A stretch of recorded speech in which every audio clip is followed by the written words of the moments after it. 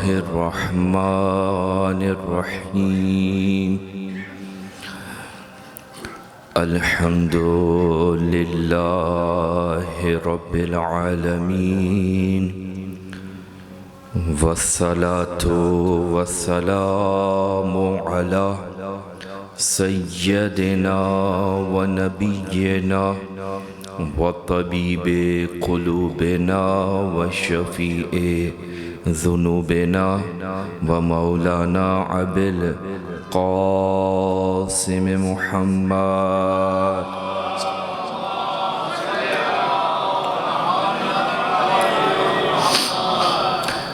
وعلى أهل بيته الطيبين الطاهرين المعصومين المظلومين لا سيما فاطمة الزهراء سلام الله عليها ولعنة الدائمة على أعدائهم أجمعين من يومنا إلى قيام يوم الدين.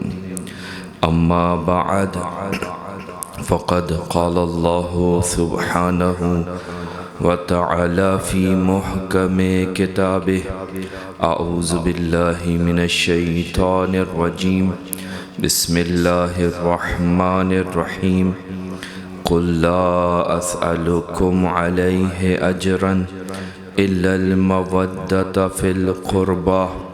وقال أيضا في مقام آخر: إن الذين يؤذون الله ورسوله لعنهم الله في الدنيا والآخرة وأعد لهم عذابا مهينا.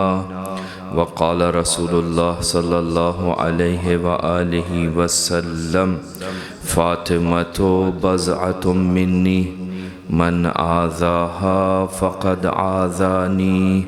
وقال أيضا: من صلى عليك غفر الله ذنوبه وألحقه بي حيث ما كنت في الجنة. صلوات پڑھیں.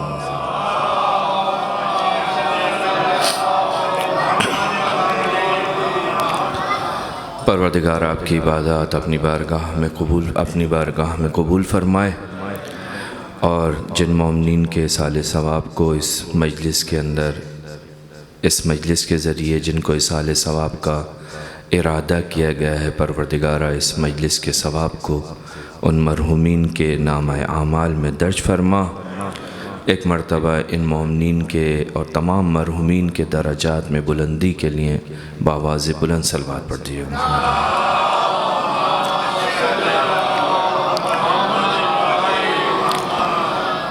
عزیزان محترم، جناب سیدہ سلام اللہ علیہ کی شہادت کی مناسبت سے یہ عشرہ مجالس کہ جو اجر رسالت کی ادائیگی اور وہ فریضہ جو پروردگار عالم نے ہم سب کے اوپر واجب قرار دیا، تمام مسلمانوں پر واجب قرار دیا، اس کا ایک مصداق ہے، اس کو ادا کرنے کی ایک صورت ہے کہ جو ہر مسلمان جو بھی اپنے آپ کو اللہ کے دین کا پابند سمجھتا ہے، جو اللہ کی کتاب سے اپنے آپ کو وابستہ کرتا ہے، جو رسول سے اپنی محبت کا اظہار کرتا ہے، اس کے اوپر یہ لازم ہے کہ وہ اجر رسالت کو ادا کرے. اور اجر رسالت کو ادا کرنے کا ایک بہترین ذریعہ، ایک بہترین طریقہ یہ ہے کہ اہل بیت علیہم السلام کی خوشی میں خوش ہوا جائے، اہل بیت علیہم السلام کے غم میں غمگین ہویا جائے. یہی انداز ہے کہ جو ائمہ معصومین سے ہم تک پہنچا ہے. جناب سیدہ کی عظمت، جناب سیدہ کا مقام، جناب سیدہ کا درجہ یقیناً سب جانتے ہیں، لیکن مزید جاننے کی ضرورت ہے، تکرار کی ضرورت ہے. انسان جس معاشرے میں رہتا ہے، اس معاشرے میں رہتے ہوئے جب اس کے اوپر ارد گرد کی گرد و غبار اس کے دل کے اوپر، اس کی روح کے اوپر پڑتی ہے، تو جس طرح ہمارا لباس اگر سفید ہو تو سیاہ ہو جاتا ہے، اسی طرح سے ہماری روح بھی کثیف ہو جاتی ہے، لہٰذا اس کو روح کو بھی دھونے کی ضرورت ہے، اس روح کو بھی صاف ستھرا رکھنے کی ضرورت ہے۔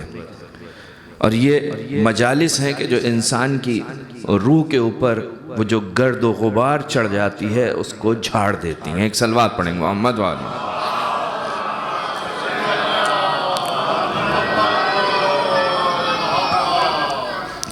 جناب سیدہ کی عظمت کے لیے جناب سیدہ کا مقام، اس بی بی کی معرفت، یہ ہماری اولین ذمہ داری ہے، کیونکہ پروردگار عالم نے ان کی محبت کو آپ پر، مجھ پر، قیامت تک آنے والے ہر انسان پر لازم قرار دیا۔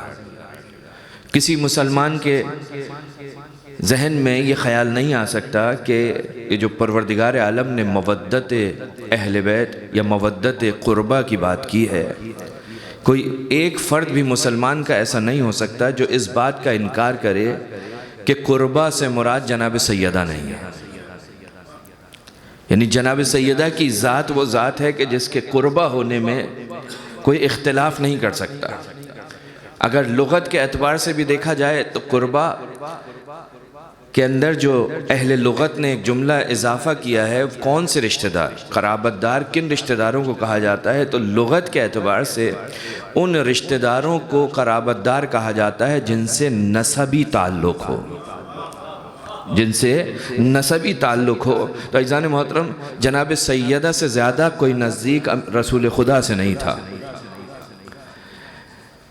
یہ وہ ذات ہے کہ جس کے فضائل رسول خدا نے پڑھے، جس کے فضائل پروردگار عالم نے پڑھے۔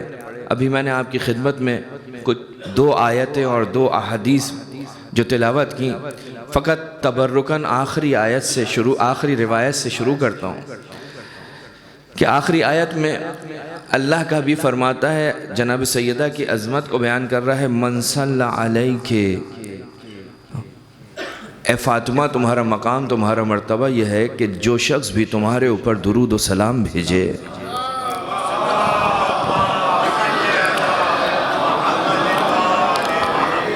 غفر اللہ لہ، پروردگار عالم اس کو معاف کر دیتا ہے، اس کی مغفرت کر دیتا ہے۔ صرف گناہوں کی مغفرت نہیں کرتا، بلکہ اللہ کا نبی فرماتا ہے قیامت میں جہاں میں ہوں گا، جس مقام پر میں ہوں گا، اس مقام پر اس صلوات بھیجنے والے کو جو جناب سیدہ پہ درود و سلام بھیجتا ہے، رسول خدا فرماتے ہیں اسے میرے ساتھ پروردگار عالم اس دنیا کے اندر ملحق کر دے گا۔ میرے ساتھ جہاں میں ہوں گا وہاں فاطمہ پر درود بھیجنے والا ہوگا۔ تو عزیزان محترم، یہ آیات، یہ روایات اسی لیے ہیں تاکہ ہم ان میں غور و فکر کریں۔ یہ جو قرآن مجید میں ایک نہیں بے شمار آیتیں اہل بیت علیہ السلام کی شان میں آئی ہیں، ان کا ایک مقصد یہ ہے کہ ان کی عظمت کو پہچانا جائے، کیونکہ ایک اہم ترین مسئلہ انسان کی سعادت میں جو کام آ سکتا ہے وہ ہے معرفت اہل بیت۔ اگر انسان کامیاب ہونا چاہتا ہے تو اسے اللہ کی معرفت حاصل کرنی پڑے گی، اسے رسول کی معرفت حاصل کرنی پڑے گی، اسے اہل بیت علیہ السلام کی معرفت حاصل کرنی پڑے گی۔ اگر اللہ کی معرفت کسی کو نہ ہو تو انسان کچھ بھی کر لے۔ جس طرح اللہ کی معرفت کے بغیر اللہ کی عبادت معنی نہیں رکھتی، اسی طرح سے اہل بیت علیہ السلام کی معرفت کے بغیر پروردگار عالم کے نزدیک یہ انسان مقام پیدا نہیں کر سکتا، مرتبہ پیدا نہیں کر سکتا، کیونکہ پروردگار عالم نے جس چیز کو واجب قرار دیا ہے اس کا نام ہے محبت، اس کا نام ہے مودت، اور یہ مودت اس وقت تک انسان حاصل نہیں کر سکتا، اس وقت تک اس مودت کے اوپر پورا اپنے وجود کے اندر اس محبت کو اتار نہیں سکتا جب تک کہ ان کو پہچانتا نہ ہو۔ اگر ان کو پہچانیں گے تو ان سے محبت ہوگی، پہچانے بغیر محبت نہیں ہوگی۔ لہٰذا ہماری پہلی ذمہ داری ہے کہ ہم ان کی معرفت حاصل کریں، اس کے بعد محبت پیدا ہوگی، اور جب محبت دل میں آ جائے گی تو خود بخود اطاعت کی منزل میں ہم سب سے آگے دکھائی دیں گے۔ ایک صلوات پڑھیں محمد وآل محمد۔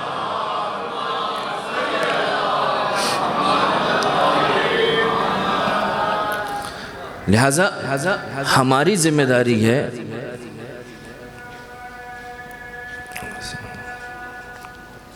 ایک صلوات پڑھیں محمد والا۔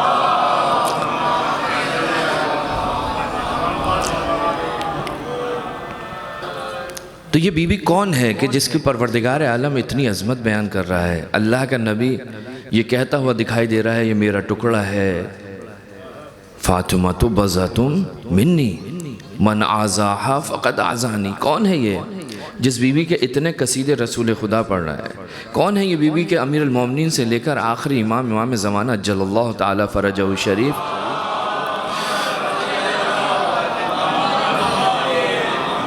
جس بی بی پر فخر کرتے ہوئے دکھائی دے رہے ہیں؟ جب امیر المومنین اپنا تعارف اپنے خاندان کا تعارف کراتے ہیں تو اس وقت امیر المومنین جس بی بی کے ذریعے اپنے لیے فخر محسوس کرتے ہوئے دکھائی دیتے ہیں، لکھتے ہوئے دکھائی دیتے ہیں، جواب دیتے ہیں کہ ہمارے لیے فخر کیا ہے؟ فاطمہ زہرا کا وجود ہم سے ہے، ہم سے تعلق رکھتی ہے۔ یہ کون سی بی بی ہے؟ اس کا مقام کیا ہے؟ یہ سمجھنے کی ضرورت ہے۔ دنیا والے نہیں سمجھے، لہٰذا چھٹے امام کی خدمت میں ایک شخص آیا، کہا کہ اے جعفر ابن محمد، آپ کے چاہنے والے آپ کی جدہ آپ کی احادیث میں اتنا بڑھا دیتے ہیں آپ کے رشتہ داروں کو کہ سمجھ میں نہیں آتا۔ کہا کیا ہوا؟ کہا آپ کا ایک چاہنے والا آپ سے نقل کرتا ہے کہ آپ کی جدہ کا مقام اتنا زیادہ ہے کہ اگر وہ راضی ہو جائیں تو اللہ راضی ہو جاتا ہے، اگر وہ ناراض ہو جائیں تو اللہ ناراض ہو جاتا ہے۔ تو چھٹے امام نے کہا تو اس میں کیا بات ہے؟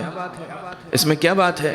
کہا کیسے ہو سکتا ہے کہ ان کی رضا اللہ کی رضا ہو جائے، ان کی ناراضگی اللہ کی ناراضگی ہو جائے؟ تو چھٹے امام نے فرمایا، کہا کہ تمہاری کتابوں کے اندر یہ روایت موجود ہے، سب کتابوں میں موجود ہے کہ رسول خدا نے فرمایا اگر کوئی شخص مومن کو ناراض کر دے تو اس کی ناراضگی کی وجہ سے اللہ ناراض ہو جاتا ہے، مومن کی رضا سے اللہ راضی ہو جاتا ہے۔ تو فاطمہ زہرا کو ایک مومن کے برابر بھی تصور نہیں کرتا۔ یہ جب انسان کی آنکھوں پر پردے پڑ جاتے ہیں تو وہ یہ بھی نہیں دیکھ پا رہا ہوتا کہ یہ احادیث تو مومن کے لیے بھی ملتی ہیں۔ یہ مسئلہ مومن اور فاطمہ زہرا کا کوئی مقایسہ نہیں ہے۔ فاطمہ زہرا کے اوپر ایمان لائے بغیر مومن نہیں بنتا۔ فاطمہ کی عظمت کا مقام یہ ہے کہ جو امیر المومنین ہے، جو مومنوں کا امیر ہے، وہ جس ذات کے اوپر تقیہ کرتا ہے، جو ذات اس کے لیے ستون کا کردار ادا کرتی ہے، اس ذات کا نام ہے فاطمہ زہرا۔ امیر المومنین جس ذات کے اوپر تقیہ کر رہے ہیں، بھروسہ کر رہے ہیں۔ رسول خدا کے زمانے میں رسول خدا نے امیر المومنین کو وصیت کی تھی۔ جب رسول خدا اس دنیا سے گئے ہیں تو امیر المومنین فرماتے ہیں کہ آج علی کا ایک ستون علی سے جدا ہو گیا۔ جب جناب سیدہ کی شہادت ہوئی تو علی نے کہا کہ آج دوسرا ستون، یعنی علی جس کے اوپر تقیہ کیے ہوئے ہے، جس پہ بھروسہ کرتا ہے، علی جس کی وجود سے علی قائم ہے، اس وجود کا نام ہے فاطمہ زہرا۔ ہم نے فاطمہ زہرا کو سمجھا ہی نہیں۔ فاطمہ کسے کہتے ہیں؟ وما ادراک ما الفاطمہ۔ ائمہ معصومین سے روایت ہے نا، معصومین فرماتے ہیں سورہ انا انزلنا جب نازل ہوئی تو کسی نے پوچھا مولا اس کی تفسیر کیا ہے، راز سے مراد کیا ہے؟ تو جناب معصوم فرماتے ہیں تفسیر امام حسن عسکری کے اندر روایت موجود ہے کہ امام فرماتے ہیں کہ اس سے مراد لیلہ سے مراد فاطمہ زہرا ہے۔ جس طرح شب قدر اس کو کوئی نہیں پہچانتا، اس طرح فاطمہ کو بھی کوئی نہیں پہچانتا۔ فاطمہ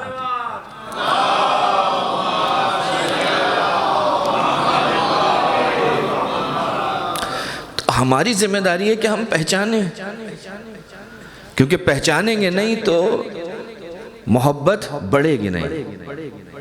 جو روایات اگر ہم دیکھیں نا تو اہل بیت نے جس چیز پر بہت زیادہ زور دیا ہے، جس کلمے کو روایات کے اندر بہت زیادہ بیان کیا گیا ہے، وہ کلمہ ہے ہی معرفت کا کلمہ۔ پہچانو، اہل بیت کو پہچانو، رسول کو پہچانو، اللہ کو پہچانو، قرآن کو پہچانو، یہ معرفت ضروری ہے۔ سیدہ کو پہچانو۔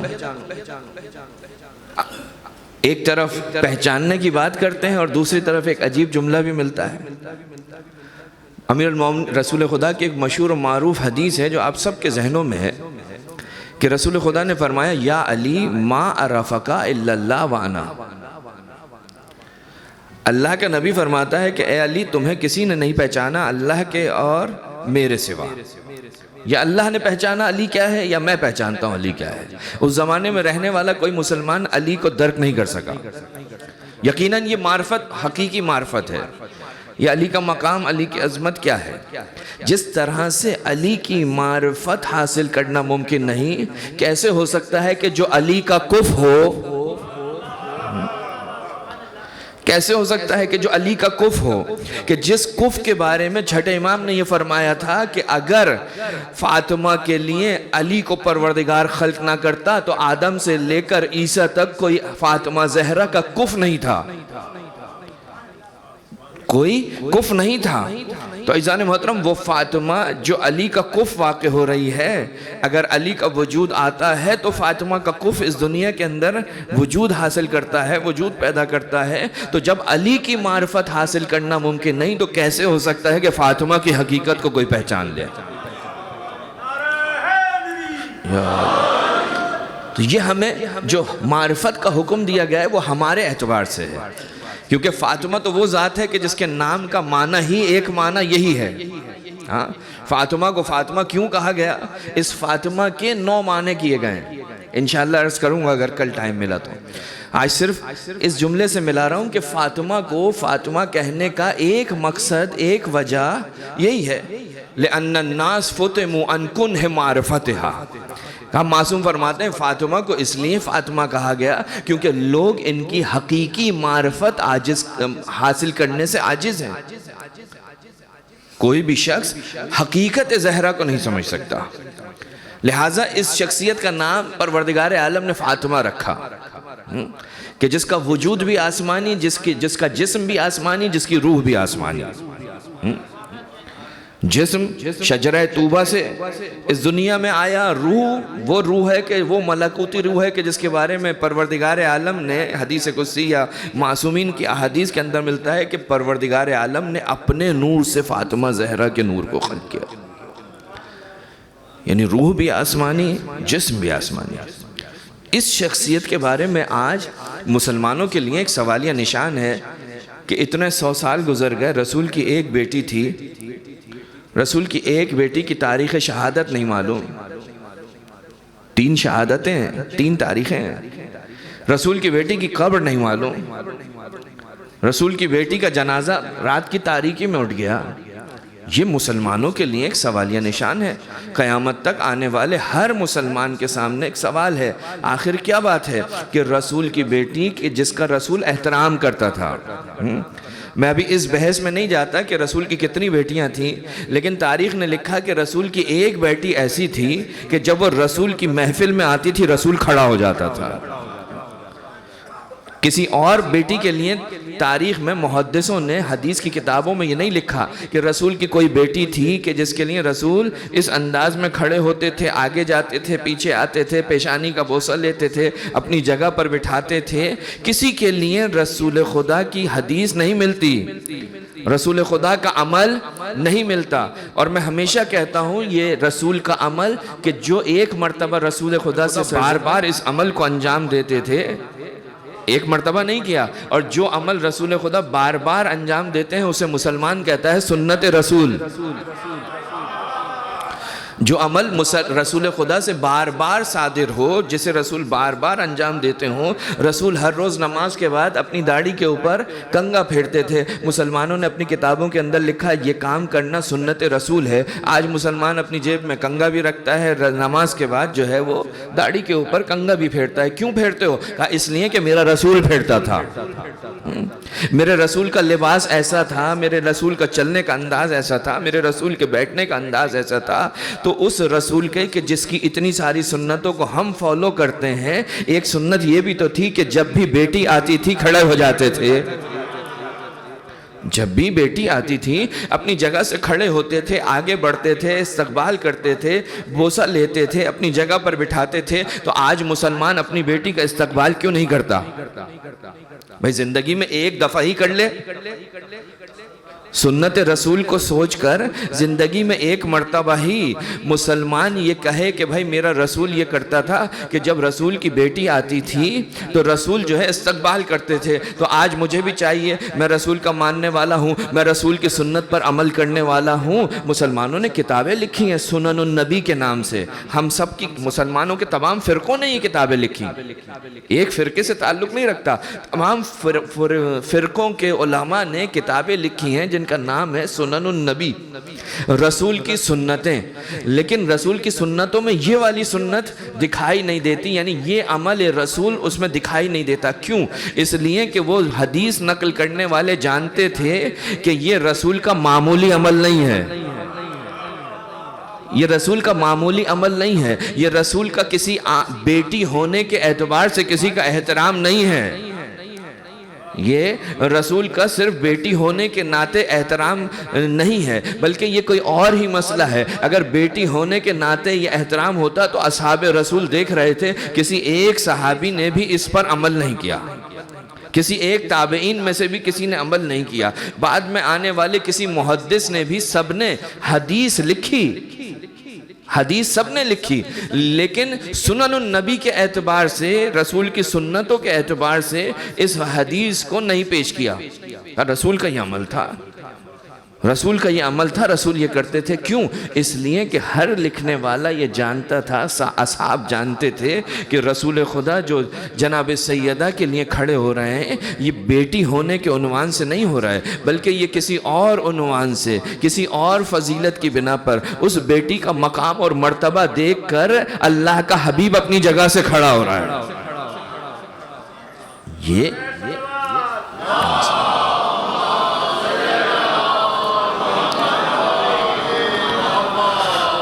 وہ مقام عصمت جناب سیدہ ہے، یہ عصمت زہرا ہے کہ جس عصمت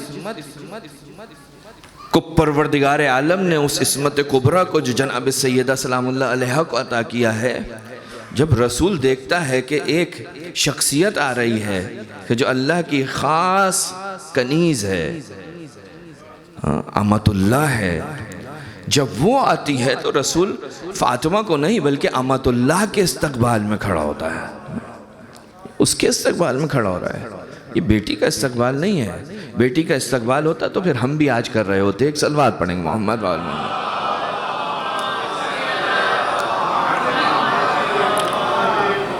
کون ہے فاطمہ؟ کون؟ عصمت، عصمت، عصمت لے کر آئی ہے۔ یہ وہ مقام عصمت ہے کہ جس کی وجہ سے معصوم امام بھی یہ کہتا ہوا دکھائی دیتا ہے کہ لی فی ابنت رسول اللہ اسوۃ حسنہ۔ یہ مقام عصمت ہی تو تھا، یہ مقام عصمت ہے کہ جس کی وجہ سے معصوم امام یہ کہتا ہوا دکھائی دیتا ہے کہ جدتنا فاطمہ حجت علینا۔ یہ مقام عصمت ہے، یہ کوئی معمولی مقام نہیں ہے اجزان محترم۔ جناب سیدہ کو پروردگار عالم نے عصمت عطا کی، سامنے عصمت عطا کی۔ یہ عصمت کیا ہے؟ اس عصمت کا ہی اعلان تو رسول خدا نے 9 مہینے تک جناب سیدہ کے دروازے پر جا کر کیا تھا۔ یہ عصمت ہی تو تھی جو مسلمانوں کو بتا رہے تھے کہ دیکھو یہ گھر ہے، یہ گھر ہے، یہ دروازہ ہے، اس دروازے کے اوپر میں کون سے کلمات اپنی زبان سے ادا کر رہا ہوں۔ قرآن کی ایک آیت تھی جو اللہ کا نبی روزانہ وہاں جا کر 7 مہینے، 8 مہینے، 9 مہینے، 3 روایتیں، 8 مہینے، 7 مہینے لیتے ہیں۔ ایسی کون سی آیت تھی قرآن مجید کی دوسری جو رسول خدا نے اتنی تلاوت کی ہو ایک مخصوص جگہ پر جا کے؟ لیکن تاریخ لکھنے والوں نے لکھا 7 مہینے کم سے کم رسول خدا سیدہ کے دروازے پر جاتے تھے اور سلام کے بعد اس آیے تطہیر کی تلاوت کرتے تھے جسے آپ نے رسول خدا کے بعد ائمہ معصومین کی ہدایت کے مطابق اپنایا اور حدیث قصہ کی صورت میں آپ تلاوت کرتے ہیں۔ محمد علی محمد بلندر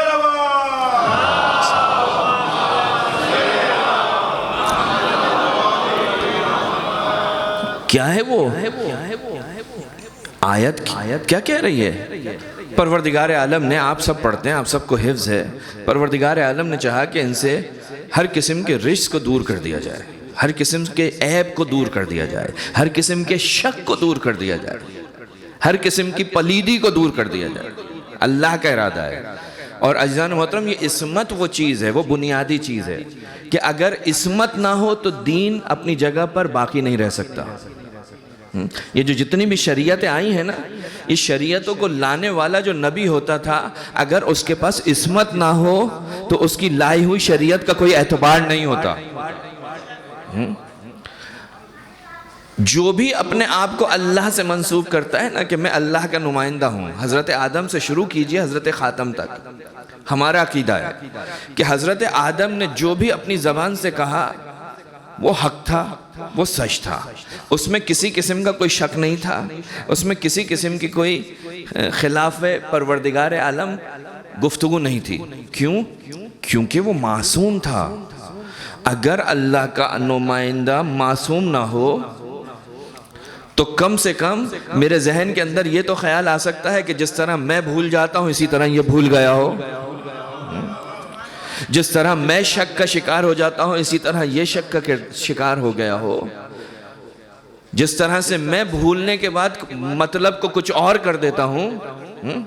ایسا ہوتا ہے نا، ہم گفتگو کرتے ہیں کلاس کے اندر میں، استاد پڑھاتا ہے، شاگرد سنتے ہیں، اگلے دن جب استاد بولتا ہے کہ بھائی میں نے کیا بتایا تھا، تو جو استاد نے کہا ہوتا ہے اس کے بالکل برعکس شاگرد بیان کر رہا ہوتا ہے۔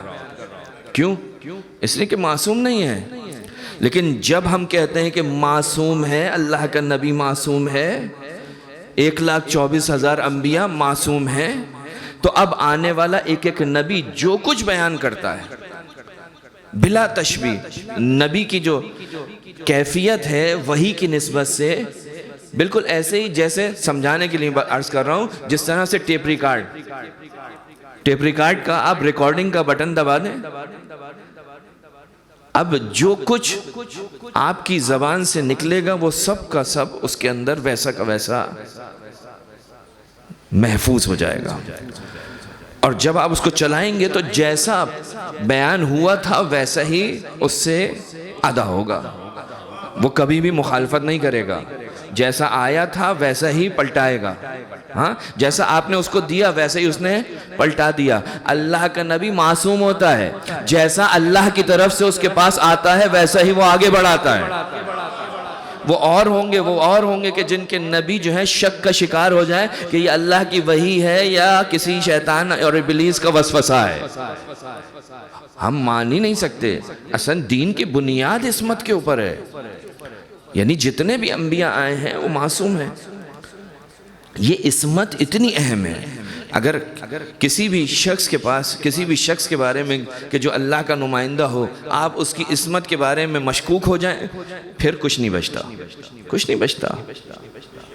ہمارا عقیدہ ہے رسول خدا جب اس دنیا میں آئے اس وقت بھی معصوم تھے، جب وحی آئی اس وقت بھی معصوم تھے، جب تک اس دنیا میں رہے معصوم تھے۔ یعنی کہ زندگی کے ایسا نہیں تھا کہ کسی زمانے میں معصوم نہ ہو، گھر کے اندر معصوم نہ ہو، گھر کے باہر معصوم ہو، وحی لیتے ہوئے معصوم ہو، وحی کے علاوہ معصوم نہ ہو۔ عزیزان محترم، اگر ایک زمانہ بھی آپ نے جدا کر دیا تو وہ زمانہ اتنا غالب آئے گا اس کے اوپر کہ اس کا اعتبار اٹھ جائے گا، اعتبار نہیں بچے گا۔ یہ صفت جو نبیوں کی صفت ہے پروردگار عالم نے کس کو دی؟ جناب سیدہ کو۔ آیت اثیر کیا کہہ رہی ہے؟ آپ پڑھتے ہیں، یہ معجزہ ہے۔ یہ جو مجلس کی ابتدا میں جناب سیدہ کی حدیث کو آپ پڑھتے ہیں نا، یہ جناب سیدہ کا معجزہ ہے، یہ جناب سیدہ کی عظمت کو بیان کرتا ہے کہ اس بی بی کی نگاہ کہاں تک ہے، اس بی بی کا سیطرہ کہاں تک ہے۔ گھر میں بیٹھی ہوئی تھی، ہاں حدیث قصہ میں ابھی آپ نے سنا، گھر میں بیٹھی ہوئی تھی، جب تک سامنے والی گفتگو ہوئی تو ہم نے قبول کیا، ٹھیک ہے۔ بی بی نے دیکھا بابا آئے، بیٹے آئے، پھر شوہر آیا، اور پھر میں خود بھی اس چادر کے نیچے چلی گئی۔ لیکن حدیث یہاں کی بات نہیں کر رہی تھی، حدیث تو آسمان کی بات کر رہی تھی۔ حدیث نے آسمان کی باتوں کا ذکر کیا، یعنی اس بی بی کی عظمت اور مقام کا اندازہ لگانے کے لیے حدیث قصہ کافی ہے کہ زمین پہ رہتے ہوئے اس گفتگو کو بیان کر رہی ہے جو پروردگار عالم اپنے ملائکہ کے ساتھ کر رہا ہے، جو پروردگار اپنے ملائکہ کے ساتھ کر رہا ہے۔ اس گفتگو کو جناب سیدہ زمین پر رہتے ہوئے ذکر کر رہے ہیں یہ، اور پھر پروردگار عالم نے وہ سند تمام مسلمانوں کے لیے نازل کر دی۔ ازواج کون ہے؟ اہل بیت ہیں؟ کہا نہیں، انت علی الخیر۔ ام سلمہ کہتی ہیں کہ میں اس وقت موجود تھی، ابو سعید خدری کی روایت ہے، فرماتے ہیں کہ ام سلمہ نے فرمایا کہ میں موجود تھی، میں نے رسول خدا سے چاہا کہ میں بھی چادر کے نیچے آ جاؤں، تو رسول خدا نے فرمایا انت علی الخیر، تم خیر پر ہو۔ یہ بہت بڑا میڈل ہے جناب ام سلمہ کے لیے، یہ بہت بڑا تمغہ ہے، وگرنہ ماضی میں انبیاء ایسے گزرے ہیں کہ جن کی ازواج خیر پر نہیں تھیں، پروردگار عالم ان کو خیانت کاروں کے نام سے ذکر کر رہا ہے، لیکن جناب ام سلمہ کو اللہ کا نبی کہتا ہے کہ تم خیر پر ہو، تم خیر پر ہو۔ اور عجیب ہے کہ آج مسلمان اس میں گفتگو کرتے ہیں کہ ازواج نبی بھی اس آیت کے اندر شامل ہوتی ہیں۔ عجیب ہے، ہاں، کسی بیوی نے، کسی زوجہ رسول نے کبھی یہ دعویٰ نہیں کیا کہ ہم بھی اہل بیت کے زمرے میں آتے ہیں، وہاں سے تو کوئی دعویٰ نہیں آیا، لیکن آج 1400 سال گزرنے کے بعد لوگ آ جاتے ہیں اور کہتے ہیں کہ جناب ازواج بھی اہل بیت میں شامل ہیں۔ یہ جناب سیدہ کا مقام ہے کہ آسمان پر ملائکہ جب ان انوار کو اکٹھا دیکھتے ہیں تو انہیں پتہ نہیں چلتا، سمجھ میں نہیں آتا کہ اس میں فاطمہ کون سی ہے، اس میں رسول کون سا ہے، اس میں علی کون سا ہے۔ یہ ان نور کا اتحاد جب ہوتا ہے تو ملائکہ کو پتہ نہیں چلتا۔ اب پروردگار عالم جناب سیدہ کی عصمت اس حدیث کے اندر اور اس چادر کے نیچے جمع ہونے کے بعد کس طرح بیان کرتا ہے؟ برخلاف توقع، ہم فاطمۃ و ابوہا و بالہا و بنوہا۔ کون ہے اس چادر کے نیچے؟ اس چادر کے نیچے فاطمہ ہے۔ کون ہے اس چادر کے نیچے؟ فاطمہ کا بابا ہے، فاطمہ کا شوہر ہے، فاطمہ کے بچے ہیں۔ تو عزیزان محترم، یہ اس میں کیا مشکل ہے؟ اس بیوی کی عظمت کے لیے کافی ہے۔ تمہیں فاطمہ سمجھ میں نہیں آتی، تم فاطمہ کے مقام میں شک کرتے ہو، تو مباہلہ کے میدان کی طرف چلے جاؤ، آیہ مباہلہ کا تذکرہ کر لو۔ قرآن مجید ہے نا، کسی محدث کی لکھی ہوئی کتاب تو ہے نہیں، سب کا ایمان ہے کہ اللہ کی کتاب ہے، اس کے اندر ذرہ برابر بھی کسی نے تصرف نہیں کیا، سب کچھ حق ہے، سب کچھ حق ہے۔ اس کتاب کے اندر تھوڑا سا غور کر لو کہ اس کتاب کے اندر پروردگار عالم کیا کہہ رہا ہے۔ آج تک رسول کو جب ضرورت پڑی جنگ کی تو رسول خدا نے ہر آدمی کو دعوت دی، ہر آدمی کو۔ رسول خدا نے یہ نہیں دیکھا کہ یہ مومن ہے یا کافر ہے، جو بھی اپنے آپ کو مسلمان کہتا تھا رسول خدا نے کہا آ جاؤ، آ جاؤ۔ جتنی بھی جنگیں ہوئی رسول کی زمانے میں، رسول کی حیات میں، خیبر ہو، خندق ہو، بدر ہو، احد ہو، یہ سارے کے سارے مسلمان ایک جیسے تو نہیں تھے۔ یہ جو رسول کے اوپر اپنی جان قربان کرنے کے غرض سے میدان میں آتے تھے، یہ سارے کے سارے ایسے نہیں تھے کہ جو جان قربان کرنے کے لیے آئے۔ کچھ لوگ ایسے بھی ہوتے تھے جو مال غنیمت کو لوٹنے کے لیے آئے تھے۔ تاریخ میں بہت سارے موارد ذکر ہوئے ہیں کہ دنیا کی دولت کے لیے آئے تھے۔ رسول خدا نے کہیں پر کوئی قید نہیں لگائی کہ جناب وہ آئے گا جو مومن ہو، وہ آئے گا کہ جو مثلا نماز قضا نہ کرتا ہو۔ رسول خدا نے کچھ نہیں کہا۔ رسول خدا نے کہا بھائی مسلمانوں کی جنگ ہے، آ جاؤ، آ جاؤ۔ یہ جنگ تھی، اس جنگ کے لیے کس کی ضرورت تھی؟ مردوں کی ضرورت تھی۔ عورتیں نہیں آئیں گی، مرد آئیں گے، بچے بھی نہیں آئیں گے، بچے نہیں آئیں گے۔ صرف جس کو مرد کہا جاتا ہے وہ آ جائے۔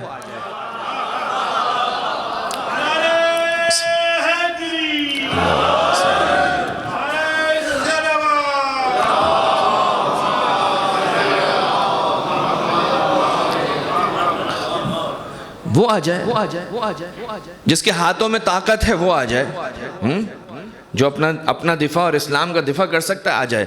رسول خدا نے کہیں پر بھی کسی قسم کی کوئی قید نہیں لگائی، بس مرد ہونا چاہیے، آ جائے۔ لیکن ایک مسلمانوں کی جنگ، واحد جنگ ایسی ہے کہ جس کے اندر پروردگار نے خود لشکر کو ترتیب کیا، خود پروردگار نے کہا کہ اس لشکر کے اندر ہر صنف سے کوئی نہ کوئی فرد ہونا چاہیے. پروردگار نے، رسول خدا نے نہیں، ابھی تک پروردگار نے کچھ نہیں کہا تھا، لیکن ایک مقام قرآن مجید نے ذکر کیا، سب مسلمان پڑھتے ہیں کہ رسول خدا عیسائیوں کے مقابلے میں، عیسائی دین الہی کو قبول نہیں کرتے، آخری شریعت کو قبول نہیں کرتے. پروردگار کہتا ہے اب ان سے مباہلہ کرو، مباہلہ کرو. اور یہ مباہلہ جسے میں جنگ کا نام دے رہا ہوں، یہ ایسی جنگ ہوگی کہ جس کے اندر بازوؤں کی طاقت کی ضرورت نہیں ہے، بلکہ اس کے اندر ایمان کی طاقت کی ضرورت ہوگی. اس میں جس کے پاس ایمان ہو اس کو لے کر جانا، ہر کسی کو نہیں لے کے جانا.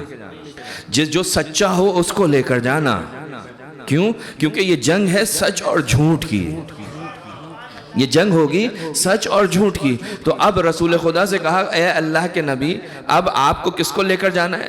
رسول نے ان سے بھی کہہ دیا اور اپنے لیے بھی حکم ہے، کہا ان سے کہہ دو بچوں کو لانا ہے، عورتوں کو لانا ہے اور نفسوں کو لانا ہے. بس یہ 3 گروہ تمہارے ساتھ ہونے چاہیے. اور عجیب پروردگار نے کہا نفسوں کو، بچوں کو، عورتوں کو. لیکن تاریخ نے لکھا رسول خدا صرف ایک عورت کو لے کر گئے. رسول خدا صرف ایک عورت کو لے کر گئے. نفس ایک ہی تھا، نفس بھی ایک ہی تھا، عورت بھی ایک ہی تھی.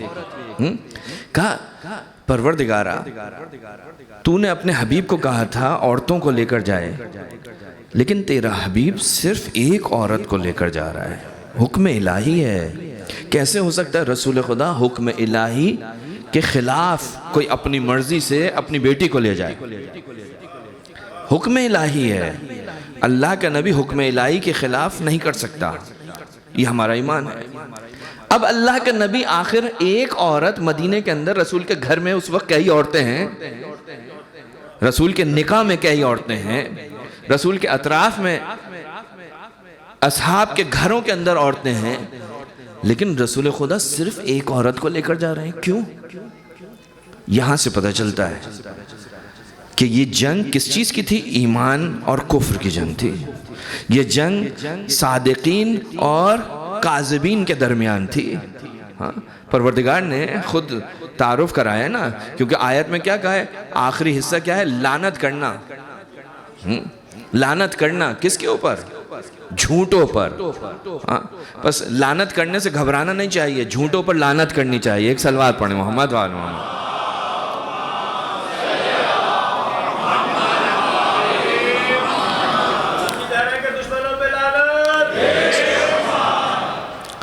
وہ بھی جھٹلا رہے تھے، جھٹلانے والے تھے، کیونکہ جانتے تھے، قرآن کہہ رہا ہے کہ بہت اچھی طرح سے جانتے تھے. لیکن جب پیغام حق کو انہوں نے قبول نہیں کیا تو پروردگار عالم نے کہا مباہلہ کرو. اور اس کے بعد کہا کہ اس کے بعد کرنا کیا ہے مباہلے میں؟ کہا لعنت کرنی ہے. کس کے اوپر؟ کاذبین کے اوپر. کاذبین، کاذبین یعنی جھوٹے. عزیزان محترم، جھوٹوں کے مقابلے میں جو آتا ہے اسے کہتے ہیں سچے. جھوٹوں کے مقابلے میں جو آتا ہے اس کی ضد جو ہے وہ ہے سچے. یعنی ایک طرف سچے ہیں، ایک طرف جھوٹے ہیں. ایک طرف جھوٹے، ایک طرف سچے. اب پروردگار کا حکم ہوا عورتوں کو لے کر جاؤ. اب تاریخ گواہ ہے، تمام مسلمانوں نے لکھا کہ آیا مباہلہ کے جو مصادیق ہیں، وہ افراد کے جن کو اللہ کا نبی اپنے ساتھ لے کر گیا میدان مباہلہ میں، اپنے ساتھ امیر المومنین کو لیا، اپنے ساتھ اپنی ایک ہی بیٹی جناب سیدہ سلام اللہ علیہا کو لیا، اور اپنے ساتھ 2 اپنے بچوں کو حسن و حسین کو لیا. یعنی کوئی ایک شعبہ بھی مکمل نہیں. رسول نے نفسوں کی بات کی تھی نا، ایک. رسول نے عورتوں کی بات کی، ایک. رسول نے بچوں کی بات کی، 2. کوئی ایک بھی قرآن مجید کی آیت کے مطابق جو تفسیر کی ہے، جو تاریخ لکھی ہے، اس کے مطابق مکمل نہیں ہے. سب میں کمی ہے. کیوں؟ کیا اللہ کا نبی اپنی مرضی کر سکتا ہے؟ نہیں. پروردگار جن کو جو معیار دے رہا تھا نا، اس معیار پہ اترنے والی عورت مدینے میں فاطمہ زہرا کے علاوہ کوئی نہیں تھی. پروردگار نے جو معیار دیا تھا نا، آج سچوں کو لے کر جانا ہے نا، تو سچی عورت صرف اور صرف مدینے میں کہ جو جب سے اس دنیا میں آئی جب تک اس دنیا میں رہی وہ کبھی اس کے قریب سے جھوٹ کا گزر بھی نہیں ہوا ہو، جو معصوم ہو، جو عصمت رکھتی ہو۔ لہٰذا اللہ کا نبی مدینے کے اندر دیکھتا ہے صرف ایک ہی خاتون ملتی ہے، ایک ہی خاتون۔ یہ ہے عظمت جناب سیدہ، یہ ہے سچوں کا مقام کہ جن کے ساتھ آپ کو مسلمانوں کو قرآن بار بار کہہ رہا ہے کونوا مع الصادقین، سچوں کے ساتھ ہو جاؤ، سچوں کے ساتھ ہو جاؤ، سچوں کے ساتھ ہو جاؤ۔ اگر کامیاب ہونا چاہتے ہو تو سچوں کے ساتھ ہونا پڑے گا۔ یہ سچے کون ہیں؟ میدان مباہلہ میں جا کر دیکھو رسول خدا کے ساتھ کون آ رہا ہے۔ ایک صلوات پڑھیں محمد علیہ۔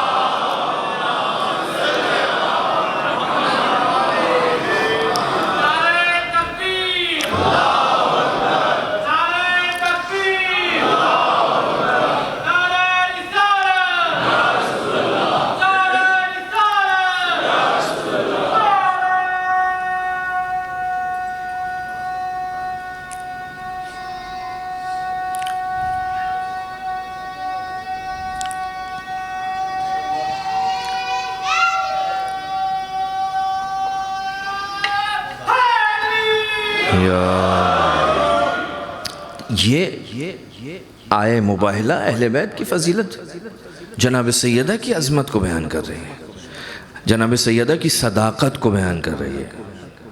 لہٰذا پروردگار کہہ رہا ہے کونوا مع الصادقین، کس کے ساتھ ہو جاؤ؟ علی کے ساتھ ہو جاؤ، حسنین کے ساتھ ہو جاؤ، زہرہ کے ساتھ ہو جاؤ، رسول کے ساتھ ہو جاؤ۔ مگر اتنی سادی سی بات، اس میں کیا مشکل ہے؟ کیا مشکل ہے؟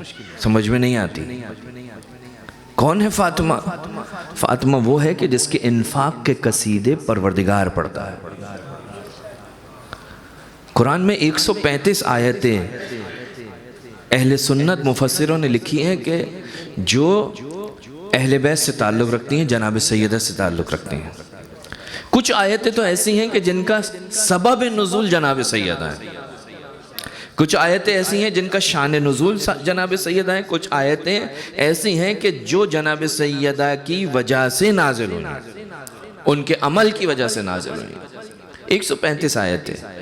کون ہے قرآن مجید کے اندر ایسا اہل بیت کے علاوہ کہ جس کی شان میں اتنے پروردگار عالم نے قصیدے پڑھے ہوں؟ کون ہے؟ سورہ دہر مکمل قصیدہ ہے اہل بیت کا۔ کوئی ایک شخص آ کر یہ دعویٰ تو کرے، ہاں؟ اور ایسا قصیدہ ہے کہ آلوسی تفسیر روح البیان، روح المعانی، اہل سنت کا مفسر ہے آلوسی۔ اپنی تفسیر کے اندر جب یہ سورہ دہر کے بارے میں گفتگو کرتا ہے تو دو باتیں اس سورہ کی میں اس سورہ کے ذیل میں اس کی تفسیر میں لکھتا ہوا دکھائی دیتا ہے۔ ایک بات تو یہ کہتا ہے کہ یہ جو تفسیر ہے، یہ جو سورہ ہے، اس سورہ سے یہ پتہ چلتا ہے عظمت سیدہ۔ کیسے؟ کہا ایسے کہ یہ فاطمہ زہرا کا گھر وہ گھر تھا مدینے میں، چھوٹا سا شہر ہے، چھوٹا سا شہر ہے، کہ مدینے میں وہ گھر ہے کہ جس کے بارے میں کافر بھی جانتا ہے کہ اگر اسے بھوک لگے تو اسے کہاں جانا ہے۔ کیوں بھائی؟ کیسے؟ آلوسی کہتا ہے، کہا اس کا سبب یہ ہے کہ جو پروردگار عالم قرآن مجید میں کہہ رہا ہے کہ یتیم آیا، مسکین آیا، اسیر آیا۔ کہا یتیم مسلمان ہو سکتا ہے، مسکین مسلمان ہو سکتا ہے، لیکن یہ جو تیسرا گروہ ہے نا اسیر، کہا مدینے کے اندر اسیر جو بھی تھا وہ کافر تھا۔ مدینے کے اندر جسے اسیر کہا جاتا تھا یعنی وہ کافر ہے، جنگ کے اندر مسلمانوں نے اسے گرفتار کیا ہے، مدینے کے اندر موجود ہے۔ اب اگر اسے بھی بھوک لگتی ہے نا تو وہ جناب سیدہ کے دروازے پر جانتا ہے۔ یعنی یہ دروازہ اتنا مشہور و معروف تھا کہ اگر کسی کو کوئی دنیا کی ضرورت ہو تو وہ اس دروازے پر جائے۔ دروازہ بڑا عظیم دروازہ ہے، کافر بھی جانتا ہے اس دروازے کو۔ اور دوسری فضیلت جو اس دروازے کی بیان کی ہے نا، اس گھر کی، جناب سیدہ کی، کہتا ہے آلوسی کہتا ہے کہ ایک اور فضیلت جو اس سورہ کے اندر اس بی بی کی دکھائی دیتی ہے وہ یہ کہ پروردگار عالم نے جہاں بھی جنت کا تذکرہ کیا ہے تو جنت کے اندر پروردگار نے جو نعمتیں رکھی ہیں ان کا بھی ذکر کیا ہے۔ پروردگار نے جنت کی نہروں کا تذکرہ کیا، باغات کا تذکرہ کیا، حوروں کا تذکرہ کیا، غلمان کا تذکرہ کیا. یہ ساری کی ساری چیزیں جو جنت کے اندر پروردگار نے قرار دی ہیں ان کا تذکرہ کرتا ہے. سورہ واقعہ پڑھیں، مفصل تذکرہ پروردگار نے جو جنت کے اندر نعمتیں رکھی ہیں. کہا آلوسی کہتا ہے کہ اس بی بی کی عظمت اتنی زیادہ ہے کہ اس سورہ کے اندر پروردگار جنت کی نعمتوں کا تذکرہ کرتا ہے، لیکن ایک نعمت جو ہر جگہ تذکرہ ہو رہی ہے اس کا تذکرہ یہاں پر نہیں کرتا. وہ کون سی نعمت ہے؟ کہا کہ حور کا تذکرہ اس سورہ کے اندر نہیں کیا. کیوں؟ کہا لحرمت فاطمہ. کہ فاطمہ کی حرمت کی وجہ سے پروردگار عالم نے اس سورہ کے اندر حور کا تذکرہ نہیں کیا. شخص لکھ رہے ہیں کون ہے فاطمہ؟ فاطمہ کا مقام اتنا ہے کہ جب وہ حورائے انسیہ کا تذکرہ ہو گیا تو اب صرف حور کی ضرورت نہیں ہے. فاطمہ کون ہے؟ حورائے انسیہ ہے جسے پروردگار عالم نے آسمان سے زمین پر بھیجا ہے. حور کون سی حور؟ جو انسانی شکل میں ہے، انسانی پیکر میں ہے. یہ ہے فاطمہ زہرا. سورہ دہر قصیدہ پڑھ رہی ہے. سورہ دہر روٹیاں دینے والے تو بہت ہیں، لیکن پروردگار عالم نے اس نیت کو بیان کیا. یطعمون الطعام، اطعام کرانے والے تو بہت ہیں جگہ جگہ، آج بھی اس زمانے میں بھی کراتے ہوں گے، لیکن پروردگار نے کہا ہر اطعام کرانے والے کی نیت جو ہے نا وہ میرے لیے نہیں ہوتی. کوئی اپنے نام و نمود کے لیے کرا رہا ہوتا ہے، کوئی دوسروں کو دکھانے کے لیے کرا رہا ہوتا ہے، کوئی کسی غرض سے، کوئی اپنے آپ کو بچانے کے لیے کرا رہا ہوتا ہے.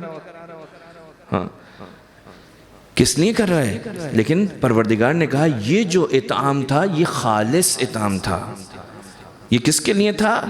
یہ صرف اور صرف پروردگار عالم کے لیے تھا. یطعمون الطعام علی حبہ. یہ اطعام، یہ جو کھانا کھلایا گیا تھا، اس کی عظمت کیا ہے؟ اس کی عظمت کا سبب ہے محبت پروردگار. یہ دنیا کی طرف نہیں دیکھ رہے تھے، یہ ادھر ادھر نہیں دیکھ رہے تھے، بلکہ پروردگار عالم کی طرف دیکھا تھا. راہ پروردگار میں جس نے سوال کیا فوراً اس کی جھولی کے اندر جو کچھ گھر میں تھا رکھ دیا. یہ جناب سیدہ کا مقام. عزیزان محترم، اگر انسان صرف ان موٹی موٹی واضح ترین آیات کی طرف توجہ کرے تو انسان کو پتہ چل جائے کہ عظمت زہرا کیا ہے، اس بی بی کا مقام کیا ہے. آج ہم جناب سیدہ کو مسلمان نہیں پہچانتے. کیا ہے بی بی؟ آج بی بی کے مقابلے میں دوسری خواتین کو لایا جاتا ہے. یہ بی بی وہ ہے جس کو اللہ کا نبی اپنی ماں کہتا ہے. رسول کی ازواج مومنوں کی ماں ہے، لیکن رسول کی بیٹی رسول کی ماں ہے. یہ ہے فاطمہ، جس بی بی کا اتنا مقام، اتنا احترام، جس کے استقبال میں رسول کھڑا ہوتا ہے. لیکن تاریخ نے لکھا کہ اس بی بی نے اپنے بابا کے بعد بڑے مرثیے پڑھے، بڑے مصائب دیکھے. اللہ آپ کو کوئی غم نہ دے سوائے غم حسین کی. بہت مصیبتیں دیکھی ہیں اہل بیت نے، بہت مصیبتیں. رسول خدا کے جب آخری ایام تھے نا، تو رسول خدا جناب سیدہ کو جب دیکھا رسول خدا نے، تو رسول خدا گریہ کر رہے ہیں. کسی نے پوچھا یا رسول اللہ گریہ کیوں کرتے ہیں؟ کہا فاطمہ کے اوپر ڈھائے جانے والے مظالم یاد آ رہے ہیں. رسول خدا کی بیٹی ہے نا، باپ کے سامنے بیٹی کا چہرہ ہے، اور وہ مظالم جو ابھی مستقبل میں ہونے ہیں، جو رسول اپنی ظاہری آنکھ سے نہیں دیکھ رہے، جو اپنے ظاہری آنکھ سے نہیں دیکھ رہے، اپنے علم کی مدد سے جانتے ہیں کہ میری بیٹی کے ساتھ میرے بعد کیا ہونے والا ہے. وہ مظالم رسول کے ذہن میں آتے ہیں، رسول کی آنکھوں سے جاری ہو جاتے ہیں. میں کہوں گا اے اللہ کے نبی، آپ نے فاطمہ پر ڈھائے جانے والے مظالم کو دیکھا نہیں ہے، لیکن کربلا میں حسین نے علی اکبر کے لاشے کو دیکھا. ایک جوان شہید کی مناسبت بھی ہے اس مجلس کے اندر.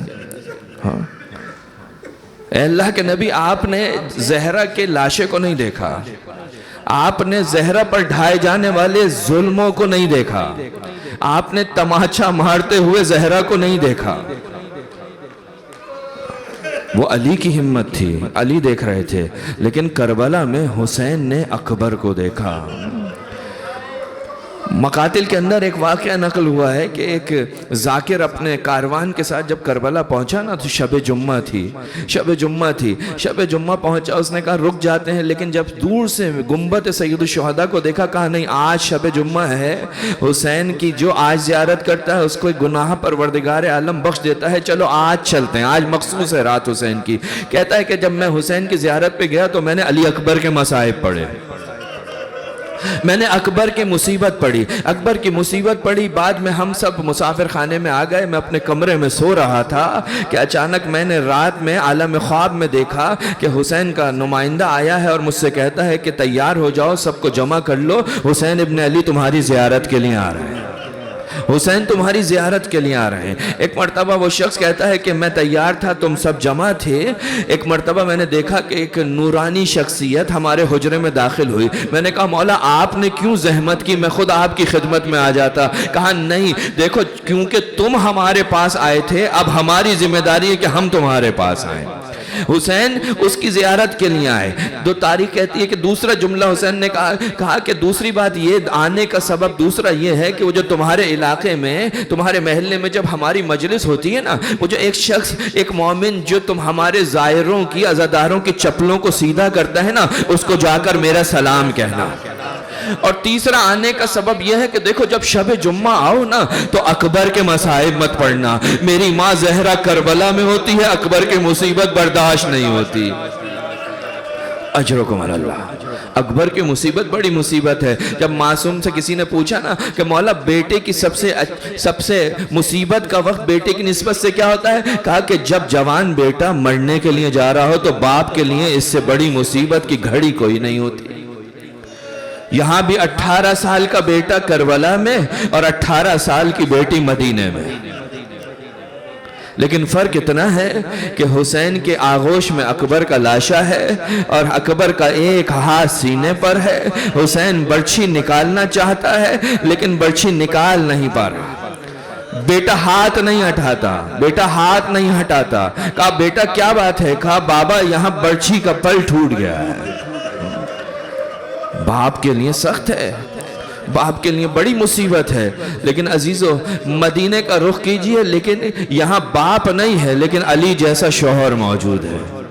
تاریخ کہتی ہے کہ جب رسول کے آخری ایام تھے نا تو رسول نے وصیت کی تھی امیر المومنین کو، کہا اے علی جبرائیل میرے پاس آئے ہیں اور کچھ وصیتیں لے کر آئے ہیں، کچھ وعدے تم سے لینے کے لیے آئے ہیں، کچھ مقامات ایسے ہیں جہاں تمہیں صبر کرنا ہے۔ کہا اے اللہ کے نبی بتائیے وہ کون سے مقامات ہیں۔ جبرائیل نے رسول خدا سے کہا، رسول خدا نے علی سے کہا کہ اے علی جبرائیل کہتا ہے کہ میرے بعد تمہارا حق چھین لیا جائے گا، تمہیں صبر کرنا پڑے گا۔ علی نے کہا اے اللہ کے نبی میں صبر کروں گا۔ دوسرا موقع کہا کہ تمہارے اوپر تلوار سے حملہ کیا جائے گا، تمہاری ریش لہو لہان ہو جائے گی، تمہیں صبر کرنا پڑے گا۔ کہا اللہ کے نبی صبر کروں گا۔ کہا تیسرا موقع اے اللہ کے نبی صبر کروں گا۔ ایک اور مقام، یہ دروازہ کون سا دروازہ ہے عزیزو؟ یہ دروازہ علی کا دروازہ نہیں ہے، یہ دروازہ فاطمہ کا دروازہ نہیں ہے، بلکہ 7ویں امام سے روایت ہے کہ رسول خدا نے فرمایا یہ دروازہ میرا دروازہ ہے، یہ دروازہ میرا دروازہ ہے۔ کہا تمہارے نہیں، یعنی میں اگر کہوں کہ اللہ کے رسول کے گھر کا دروازہ جلایا جائے گا، اے علی تمہیں صبر کرنا پڑے گا۔ علی نے کہا میں صبر کروں گا، لیکن چوتھا جملہ جب کہا نا تو علی سے برداشت نہ ہوا، غش کھا کر زمین پر گرے۔ وہ چوتھا جملہ کیا تھا کہ جس پہ میرا صابر امام برداشت نہ کر سکا۔ روایت کہتی ہے ایک مرتبہ رسول خدا فرماتے ہیں اے علی جبرائیل کہتے ہیں کہ علی سے کہیے کہ علی کی آنکھوں کے سامنے ہے، ارے زہرا کے ہاتھوں پر تازیانہ مارا جائے گا، ارے علی گھر میں ہوگا، علی دیکھ رہا ہوگا، زہرا جلتے ہوئے دروازے کے نیچے ہوگی، ارے لوگ جل دروازے کے اوپر سے گزر رہے ہوں گے، علی صبر کرنا پڑے گا۔ روایت کہتی ہے علی غش کھا کر زمین پر گرے، علی زمین پر گرے۔ ایک مرتبہ جب علی اٹھے ہیں نا تو رسول نے کہا اے علی میرے لیے بھی بہت سخت ہے کہ میری بیٹی کے ساتھ یہ ہو، لیکن کیا کریں، صبر کرنا پڑے گا۔ ارے جب تک تم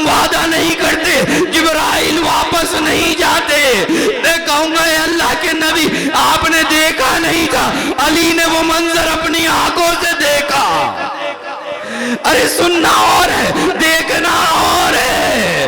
عزیزو، تاریخ نے لکھا کہ علی کی آنکھوں کے سامنے ایک ملعون جس کے ہاتھ میں تازیانہ تھا، ارے زہرا کے بازوؤں پہ تازیانہ چلا.